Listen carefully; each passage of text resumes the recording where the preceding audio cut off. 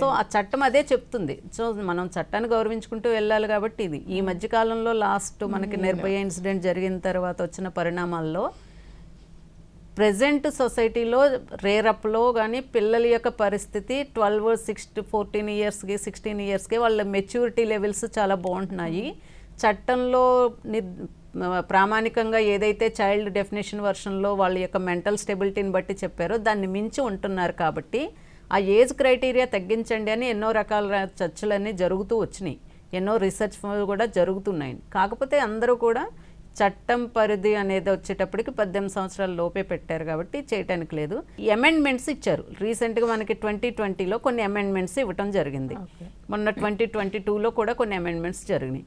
ఈ అమెండ్మెంట్స్లో ఏంటంటే 16 ఇయర్స్ లోపు వరకు ఒక క్రైటీరియా గాను, 16 దాటిన పిల్లలు ఎవరైనా చేస్తే దానిలో అగ్రివేషన్ అనేది ఎంత లెవెల్లో ఉంది అనేది చూసిన తర్వాత ఆ 16 to 18 చిల్డ్రన్ ఎవరైనా కాన్ఫ్లిక్ట్ విత్ లా జరిగింది అంటే కనుక వారిని రెగ్యులర్ కోర్టుల్లో ప్రకారం జరిగినట్టు చెయ్యొచ్చు అని.